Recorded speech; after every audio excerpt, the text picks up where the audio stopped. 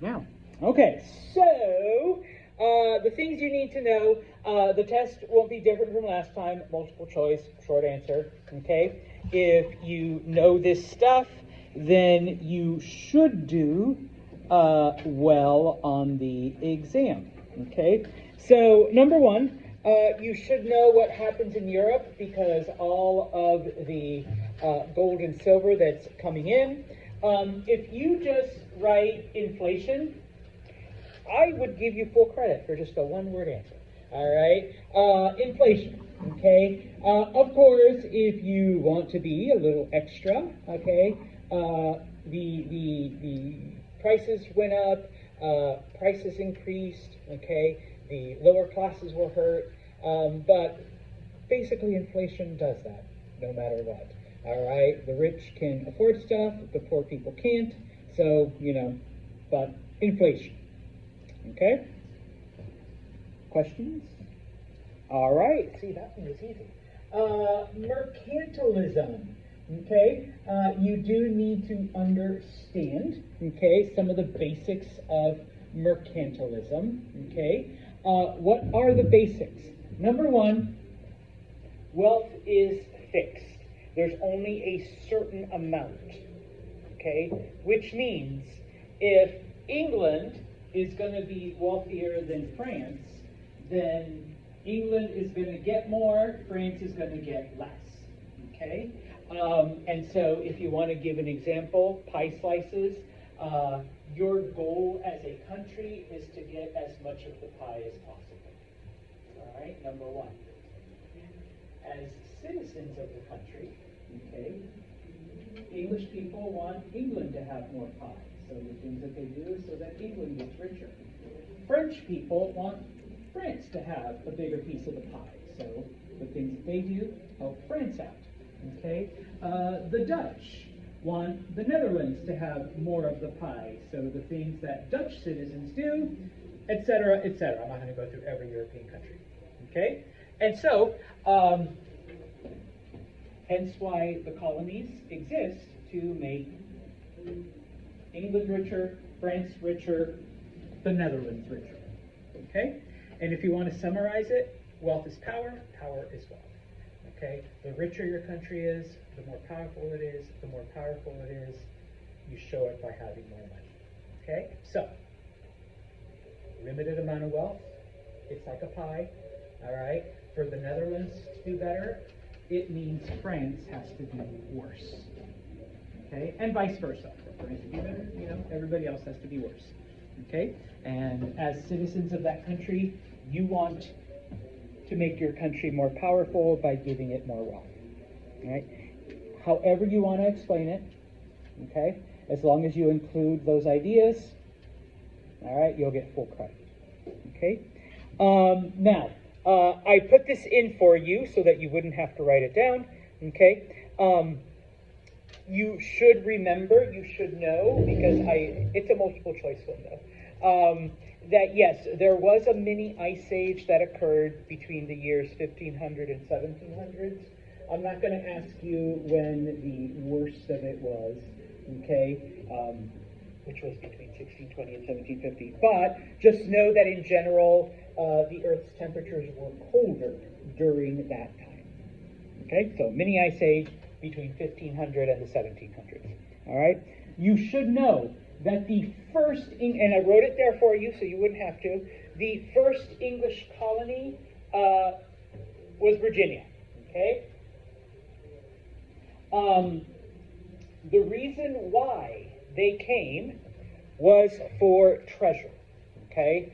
All that, pardon my English, all that shit about religious freedom and worship, that's later. That's an excuse people made up later. All right? People wanted money. They wanted wealth. They came to Virginia. Is there gold in Virginia? No. All right? So 80% of them died. Okay? Because that's all they spent their time doing. Okay? Of course, how did they survive? Okay?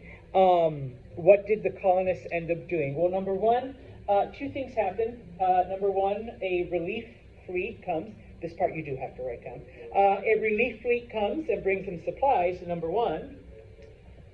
Number two, the natives help them.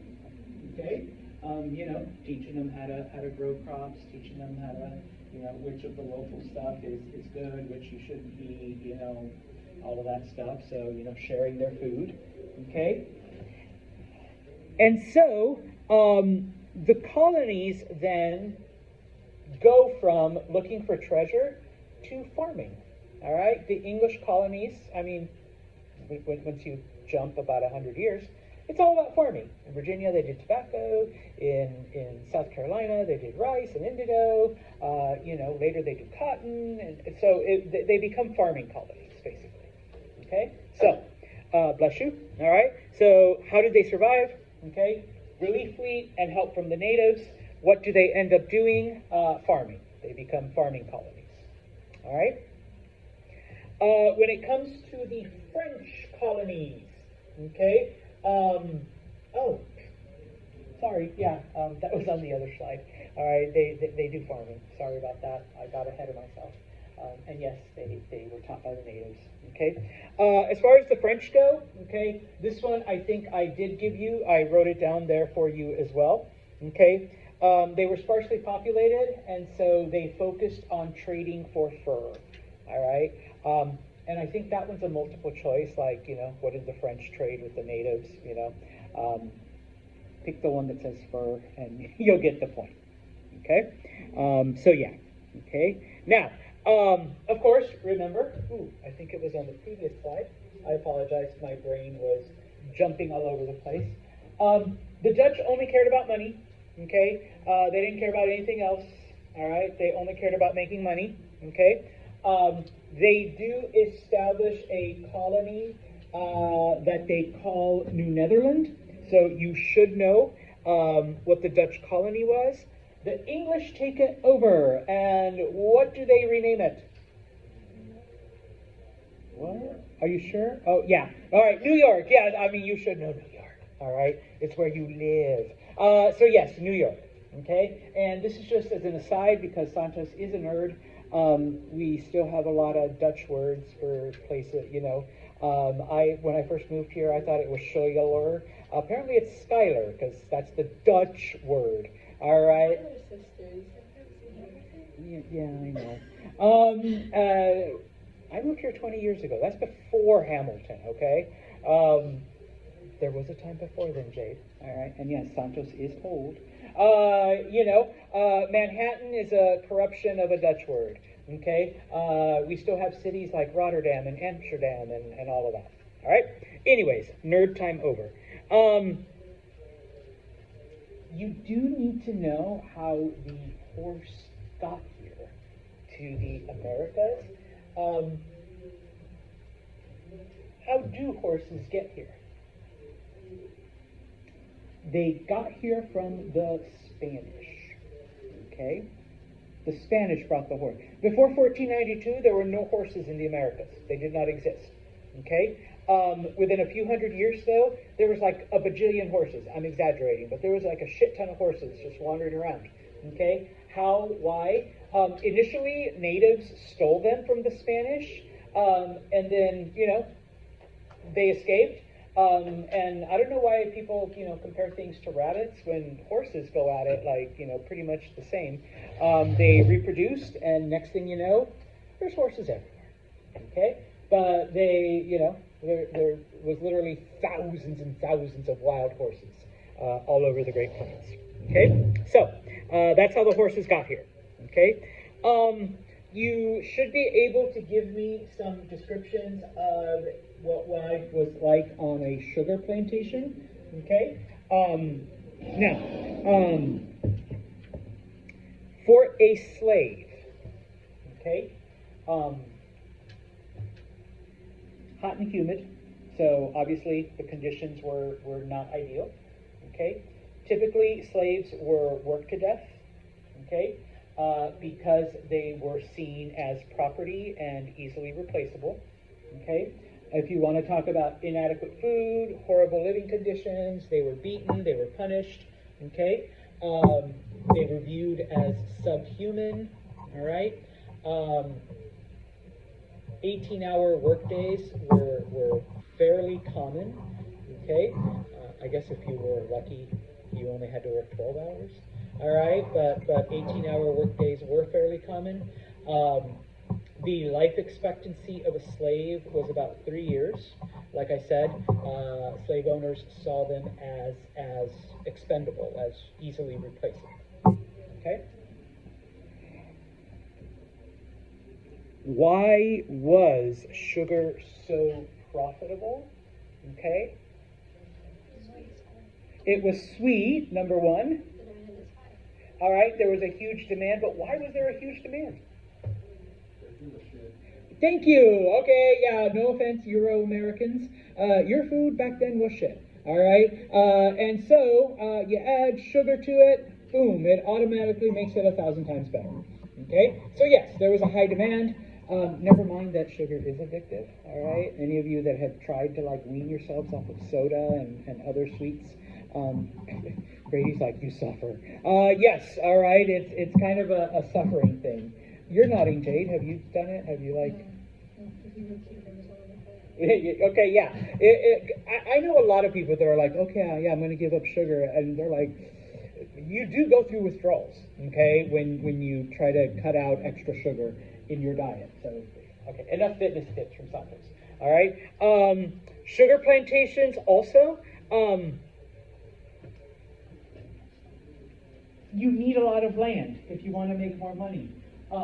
If you want to make more money, you need to be able to mill it yourself instead of like, outsourcing it. Okay, so you keep more of the profit. And of course, you need huge amounts of labor, in order to be profitable.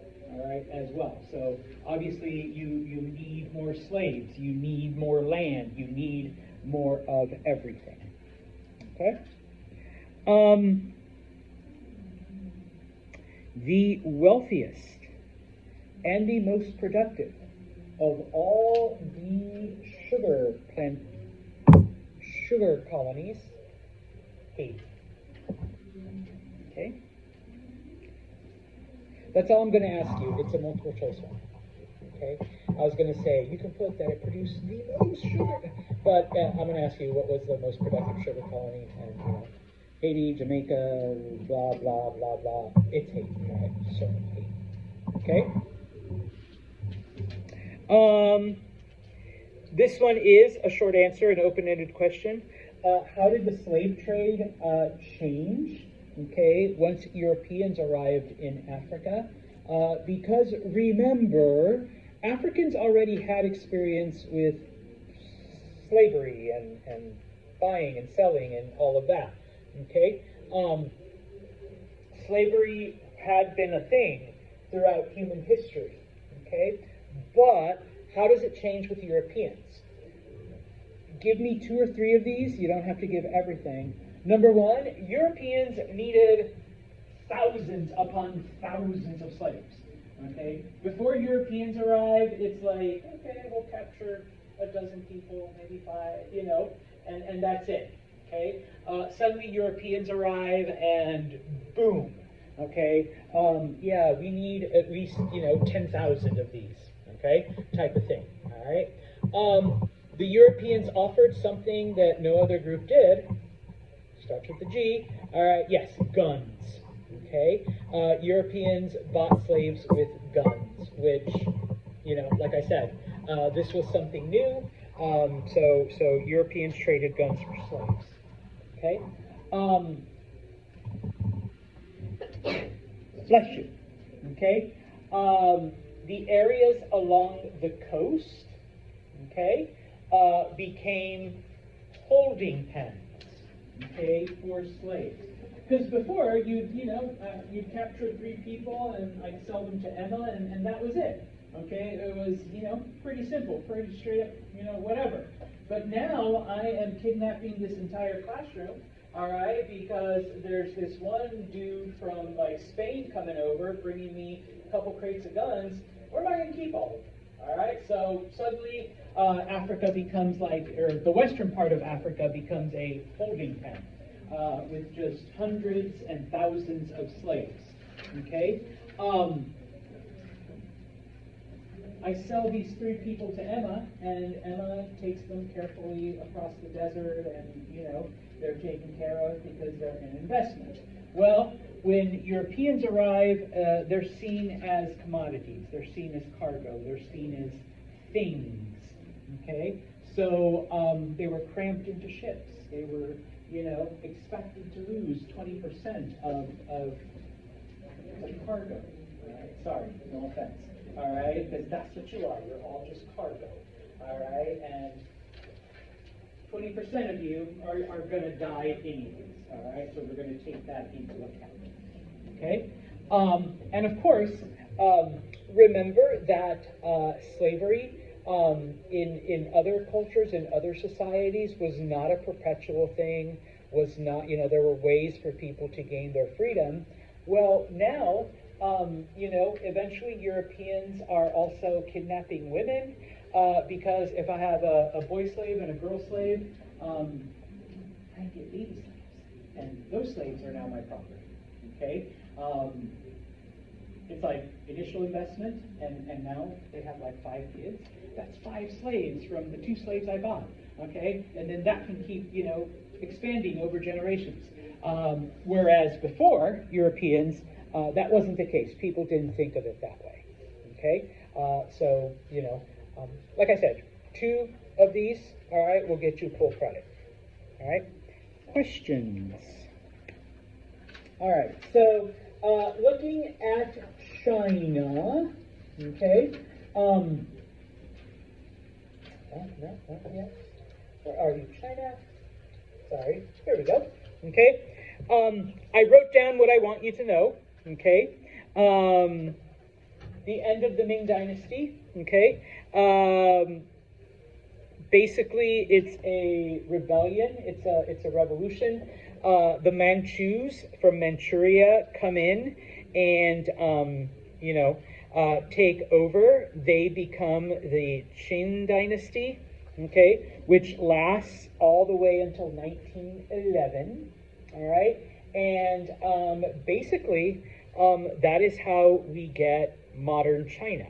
Okay, in those 300 and some odd years, China expanded. They acquired territory. Unfortunately, during this time, okay, the Chinese begin to rebel. The peasants were suffering, but thanks to crops from the New World, from the Americas, because all of the rice is going to the wealthy, the poor Chinese start eating corn and sweet potatoes. All right. FYI, corn was first domesticated in Mexico and South America. The potato, in all its varieties, was first domesticated in Peru. Okay, so now it's made it to China, and Chinese peasants rely on it to survive. All right, I am going to ask you in multiple choice manner 1 or 2 of those things. Okay, so know that the Ming Dynasty was overthrown. The Manchurians were the ones who came in. They established the Qin Dynasty. They acquired territory and basically became modern China. And because the situation got so bad after a couple hundred years, the peasants were forced to eat things like corn and potatoes as opposed to rice. Okay? You should know who the shogun is. Okay? The shogun is the military ruler of Japan, the true leader. Okay?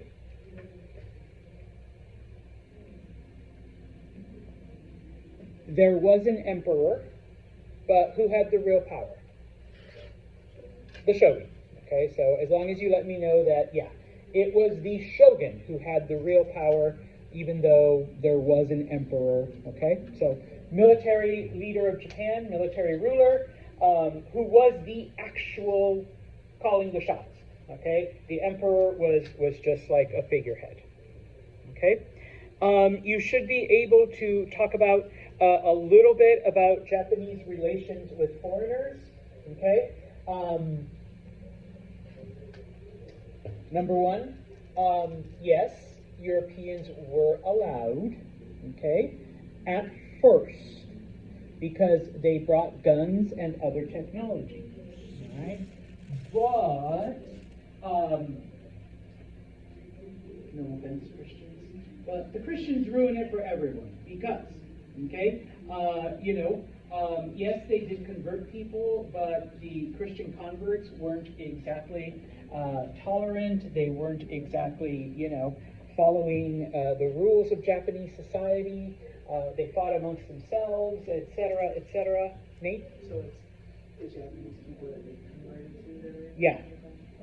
But, I mean, they get their example from, Catholics were fighting the Methodists and the Lutherans were fighting against the Baptists and, type of thing. So they're like fighting with other people that will... they were actually fighting amongst themselves. So, like, my Jesus is better than your Jesus, Nate, type of thing. Okay? So the Christian converts were fighting other Christian converts. All right? So because of this, Europeans are kicked out of Japan. Except for whom? The Dutch. Okay? Because what is the only thing the Dutch cared about? Money. Yes. Okay? They just wanted to make money. They did not preach religion. They never sent missionaries. Okay? If you want to add, the Dutch were Calvinists. They already believed that they were going to heaven. Everybody else is going to hell. So why would I convert these Japanese people that are already going to hell anyways? All right? There's no point. It's a waste of time. Might as well just get as much money as we can from them. Okay?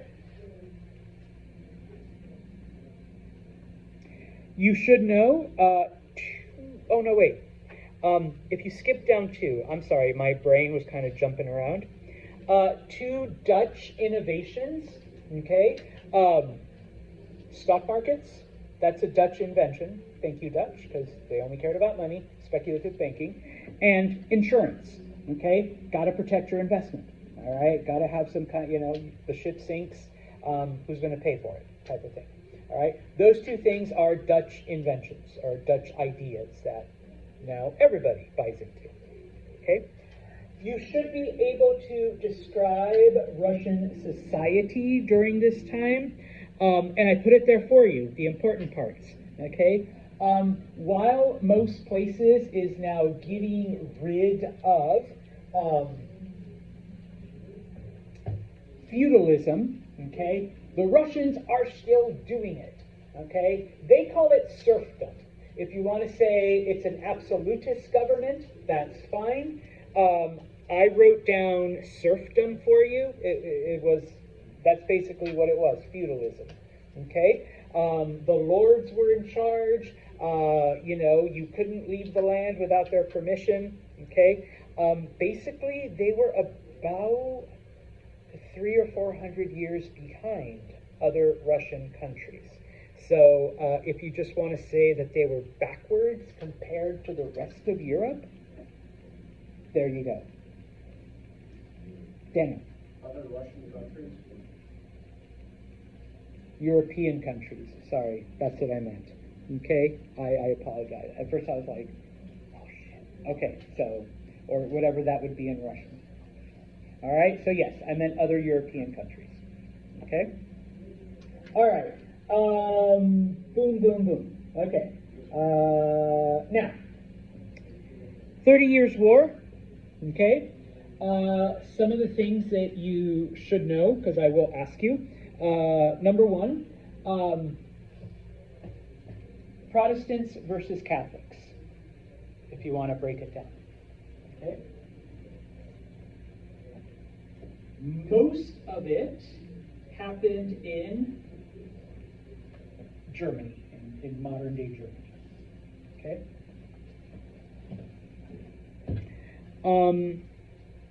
The results, what changes came about it.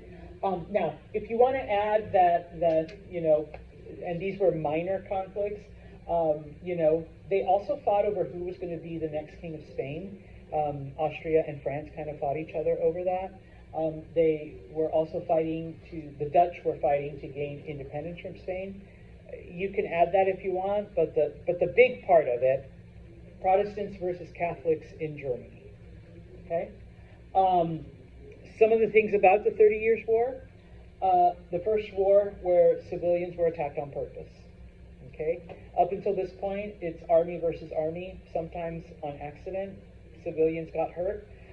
This is the first war where civilians were purposefully attacked to try to demoralize armies. Okay?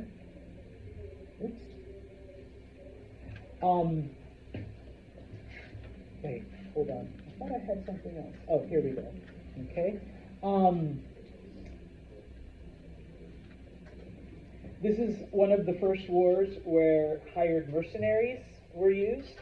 Okay, typically you fought because you loved your king, you loved your country, all right, you were part of the warrior class.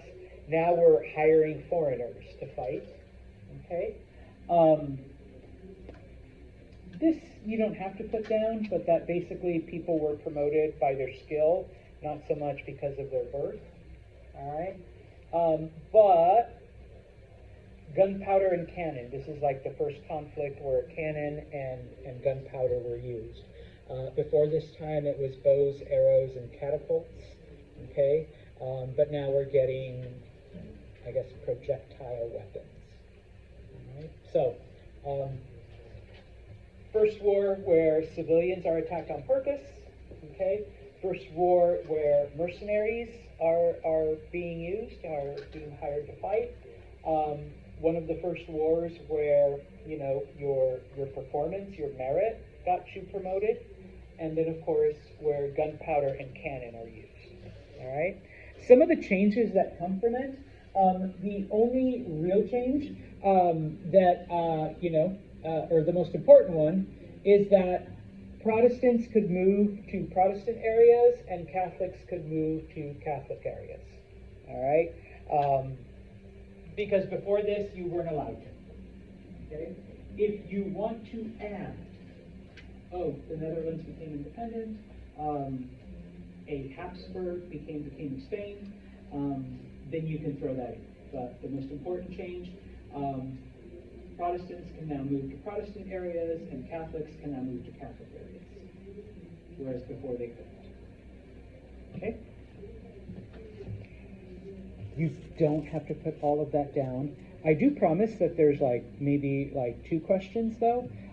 So in one of them, you'll have to answer one specific thing. In another one, you can put, the effects or what was different about this war, etc. Okay. We already did the Dutch innovations. I gave this to you, okay, so that you have it right there. How did France establish absolutism and absolute monarchy? Okay. Get rid of the nobles, give them bullshit jobs, and then appoint ministers, common people, loyal to the king. Okay. So that now the king has all the power. Okay. The nobles are happy being the royal jacket picker powder and the royal shoe tire. Thanks, Emma.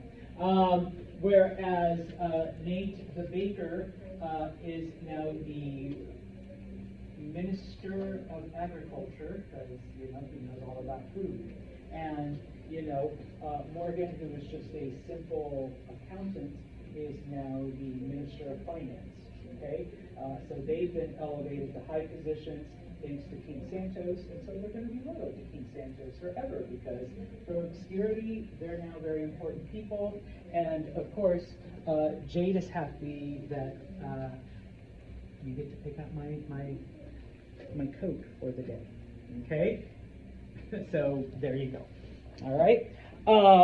Now, let's see. What is divine right? What is the idea? How would you define it? God wills it. God chose Jade to be king, or God chose Jazz to be queen.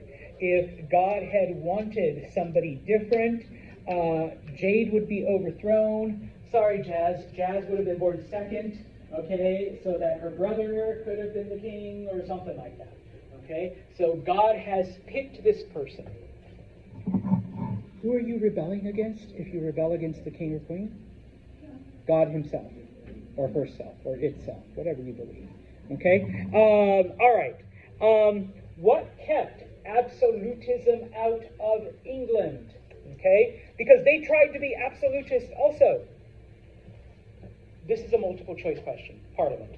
Circle the one that says Parliament. Okay?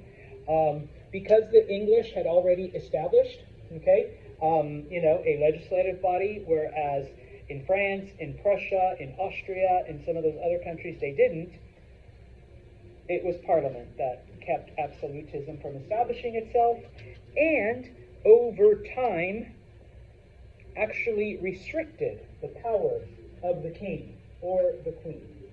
Okay? And so, with that, you should know what the Glorious Revolution is. Okay? Just the basics. James II was the king, but he's trying to bring Catholicism back to England.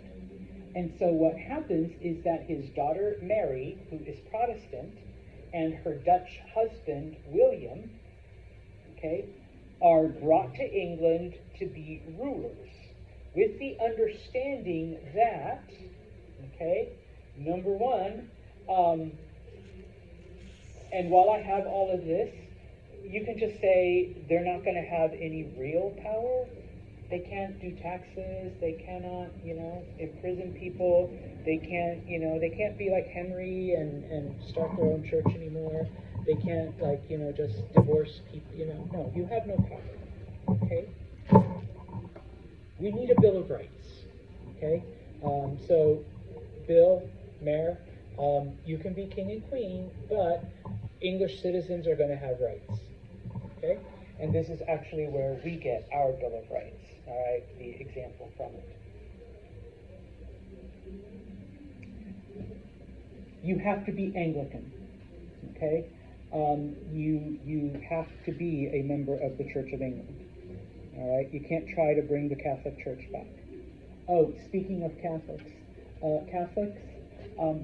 just don't cause any problems. We'll leave you alone, all right? We'll let you be Catholic and do your Catholic thing, okay? Oh, and you can't hate on Jewish people, all right? You gotta leave them alone too. Oh, and because we've just acquired Scotland, the Church of Scotland, you gotta leave them alone too, okay? We can't call the Church of Scotland the Church of Scotland in America, so here in America, the Church of Scotland is known as the Presbyterian Church.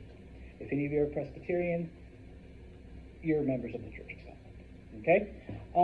And so, what ends up happening is that, yes, the English kings lose power, all right? They lose a lot of power, but the government is saved, okay? The people, all right, gain more freedoms. And so then I put there, just as kind of a side note, what power does the British monarchy have today? What do they do? Smile and wave, yes. Like my old professor Ashton McDermott used to say, well, because the Queen was in power, she is a walking, talking tourist attraction. That's it. That is their power. Okay? But they're still around. Okay? So yes, they smile and wave. Okay? Smile and wave. All right. Now, we talked about the various conflicts between England and France. This one is a multiple choice question. All right. You do need to know, number one, that the 7 Years' War, okay, what was the American portion of that called? French and Indian War. Okay. That one is a multiple choice question, so circle the one that says French and Indian War. Okay. The results of it, well, the most important one is that in America, okay, the British basically controlled everything, okay? In Europe, it was a tie, not a whole lot changes, but in India, also the British control, where are you, India? The British control everything, okay? So in America, the British control everything. In Europe, it's a tie. In India, the British control everything. Okay? Questions, comments? All right. Then we are moving on to the next chapter. Okay. I'm only going to ask you one thing about, where are you? Ottomans. Okay. You just need to know that the tulip period was a period of great prosperity. Okay. You know, the Ottomans were wealthy. Okay. High class, middle class, low class, everybody was doing great. Okay, that was the two. It's a multiple choice question. You know, the period of time when Ottomans were prosperous and successful. A, the flower period. B, the rose period. C, the tulip period. D, the cat period. I don't know. But yeah. Okay. So tulip period. You should know that the Taj Mahal was a mausoleum, a burial area that blended Persian and Muslim designs. Okay? And once again, this one is also multiple choice. I'll just say, you know, this structure that, you know, the Taj Mahal, which blended Persian and, you know, Muslim designs, was built as a, you know, A, house, B, tourist trap, C, mausoleum, D, you know, restaurant. Okay? So pick mausoleum, or maybe I put burial site. But pick the one with dead people. All right? And that's what it was. Okay? As far as Japan goes, okay, typically only upper classes had any kind of entertainment. Okay? But I do ask one question about kabuki. This was musical theater that the working class, okay, enjoyed and participated in. Okay, everything else was for the upper classes, but kabuki, okay, was for the working classes. Okay, and I think I wrote that in there for you. All right. As far as the Enlightenment goes, okay, it was basically a time when human reason and science was used to explain things, okay? It was used to explain nature. It was used to explain government, and, you know, divine right is bullshit, is a myth. God did not choose, you know, a 9-year-old hypochondriac to be your king, all right? And of course, it even affects religion, okay? Because we don't get atheism per se, but we do get a more open view of religion. You should know how botanical knowledge was used, that basically the knowledge from one area was then applied to other areas as far as the Europeans went, okay? Where are you? There we go. Okay. You should remember also that astronomy is now being used to help with chronometers and timekeeping and compasses and things of that nature. Okay. And finally, okay, one of the uses of this knowledge, okay, is in the idea of crop rotation. All right. Leaving a field empty so that it naturally replenishes itself, and also varying your crops, okay? And of course, animal breeding, you don't have to just say, well, if God wants sheep to have big, fluffy, sticky fur, then I guess that's what happens. No, you can get your boy sheep and your girl sheep that have, you know, nicer fur, and have them mate. Okay, yeah, no, goats have big twisty horns that poke everything. Well, tell you what, why don't you take the boy goat with really small horns and a girl goat with smaller horns and mate them, and let's see if we can't get goats with little teeny, not sharp horns. All right, you don't have to wait for God to do it. You can just, you know, get the boy goat, the girl goat, and go at it. All right, and there you go. Okay, let's see, the next thing, you should know some of the ideas, specifically, well, first off, the thinkers, okay, they did not trust the government at all, okay, which is why they applied, scientific knowledge and human reasoning to governments. So, number one, some of the ideas of John Locke, okay, you should know that he felt divine right was bullshit, that was a myth, okay. God would not choose, once again, the 9-year-old hypochondriac to be your king, all right? He believed that government and the people had an unspoken agreement, okay? The government is to protect your rights, specifically 3 rights. Dan? Land, liberty, property. Yes, life, liberty, and property, okay? If a government does not protect those rights, what is your last and ultimate right? Overthrow the government. Revolution. Okay? Sorry, Jose, they said it before you. Okay? Let's see, what else? Okay? Oh! All men are created equal. But which men are we talking about? White landowning men. Sorry, ladies, not you. All right? Us brown dudes, yeah, not us either. Okay? You poor guys that don't own your own land, no, not you either. Okay, Justin's like, damn it. No. Okay? So only the white property owning. Okay? All right. Adam Smith. Okay? His influence was, his ideas, he wrote an essay called The Wealth of Nations. His ideas led to the formation of capitalism, all right, which totally went against mercantilism. Okay? If you want to talk about how, people want to make money, that you need to allow that desire to make money, humanity will be better, okay?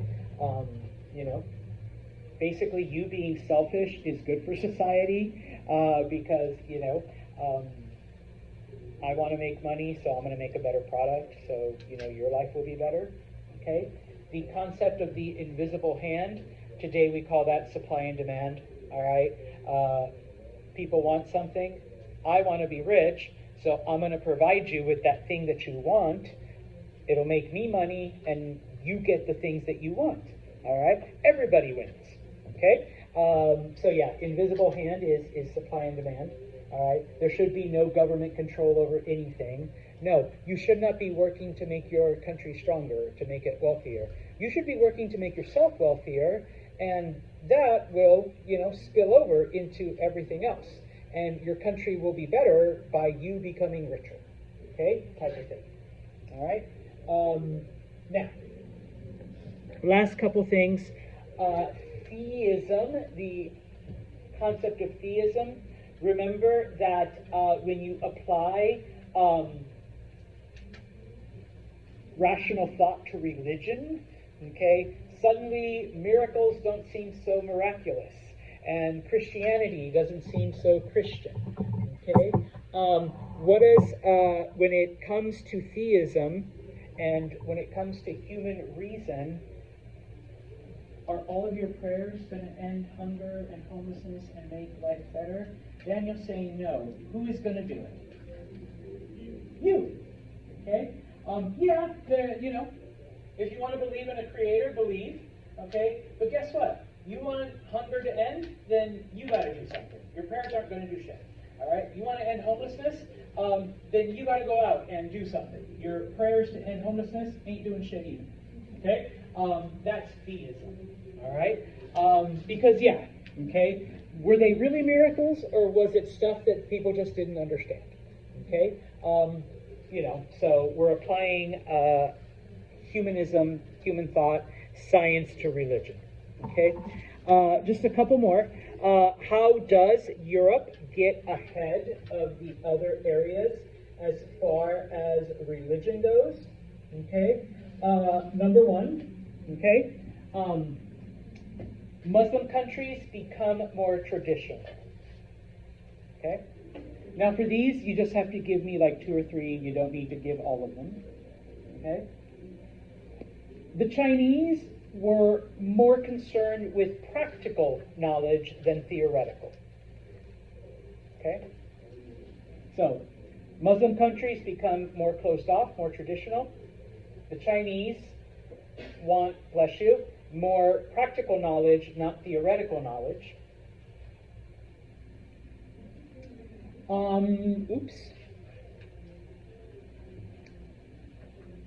Europeans had no qualms with buying people, okay? And I don't mean slavery. I mean, they were okay with slavery. But, buying a French scientist and getting them to move to England, buying a Dutch scientist and getting them to move to Italy, buying a German scientist and getting them to move to France. Okay? Europeans had no qualm in bribing people. Okay, number one. Number two, yes? Would they buy people from other cultures who might have knowledge that wasn't like accepted in their place or something?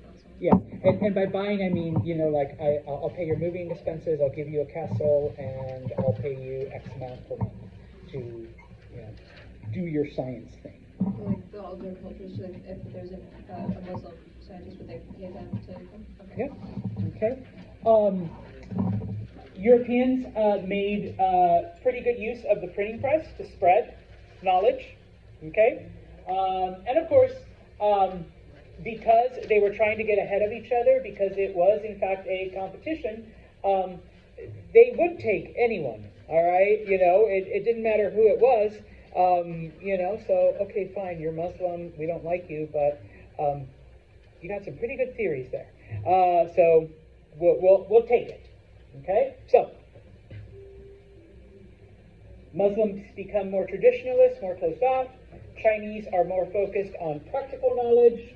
Okay? Europeans would commercialize it. They would buy and sell information. They would take help wherever they could get it from. And of course, they had the printing press to spread the knowledge. Okay? All right. The last page. Okay? How did Europeans try to convert natives, and what was the role of the Jesuits? Okay? Remember, okay, the Jesuits were the ones who were the missionaries. Okay? It was the Jesuits who would learn language and local customs and then try to convert people. Okay? So they, lived with the people for years, learned their customs, learned their language. All right? Oh, they also took native deities and turned them into what? Yeah. Pachamama, Mother Goddess, Mother Earth. Yeah. Why don't we draw her like this, so that she looks like the Virgin Mary, and call her the Virgin Mary? I mean, you can call her Pachamama in secret on the DL. All right, but it's this one. Okay. So yeah, kind of replace, just kind of overlap their things, replace them with Catholic equivalents of, and so in this case. In the Philippines, she was the goddess who would find your lost stuff. Well, just replace her with, I want to say Anthony. I always want to say Christopher. Thank you. I always want to say St. Christopher. No, it's St. Anthony. Replace her with St. Anthony, who also helps you find lost things. Okay? Boom. And there you go. Okay? Now, they allowed, okay, and this is the next question, how do the natives react to Christianity? They accepted it. But they still practiced their old beliefs along with Christian beliefs. Okay? So yeah, we will pray to, Virgin Mary or whatever, but we'll continue to do some of the other stuff that we've always been doing. All right? Okay, so some of these last things, I wrote them down there for you. Number one, you should know the basics of the caste system in Spanish America. And so I listed them for you. At the top were the Peninsulares. All right. At the bottom, 100% African. Okay. What influences do the Enlightenment ideas have on the Founding Fathers / Declaration of Independence? In this case, remember that it was Thomas Jefferson got all of his ideas from John Locke. Okay? You know, you just change a word or two so that, you know, kind of fits. Okay? How is British America different from Spanish America? Okay? Remember that the English actually tried to recreate England in America, you know, country homes, country estates, all right, English gentlemen, all right, all of that stuff. Also, the British brought women with them, okay, so there was less mixing, okay, as opposed to the Spanish colonists, all right, the Spanish, they mixed with the locals, okay, I already gave you this, okay, so we get a different identity, okay, you know, the reason why that happens is because the Spanish mostly sent men. It was just men, so they intermixed, they intermarried, they raped the native women, okay, whereas the English did not, all right. The last two things, you need to know who James Cook was, okay. He was an explorer and a scientist, okay. What was he doing when he discovered Australia? He was following the orbit of Venus. He was trying to identify and observe Venus from different parts of the planet, okay. He eventually, you know, brought hundreds of scientists to Australia to record, to track, to draw, to do all of that. Okay? So yeah, okay? He was an explorer, he was a scientist. His original mission was to track the orbit of Venus. Okay? And how do the British colonize Australia? Who do they send? The best, the brightest, the smartest? Nate's going no. Who do they send? Prisoners! Yes, it was a penal colony. Okay? Prisoners. Would you like to go to jail for 20 years, Nate? Or can we just send you to Australia, where you'll have to beat up a kangaroo and maybe survive a tarantula bite and, you know, all that good stuff? And ride an emu. Okay, yeah. Okay? So, on Friday, multiple choice, short answer. I've already given you the stuff you need to go over. You'll take it, you'll hand it in, okay? Some of them only require one word, some of them maybe a sentence, but if you go over that, you should be okay. You have about 45 minutes if you are interested in 25 bonus points, if you haven't gone already.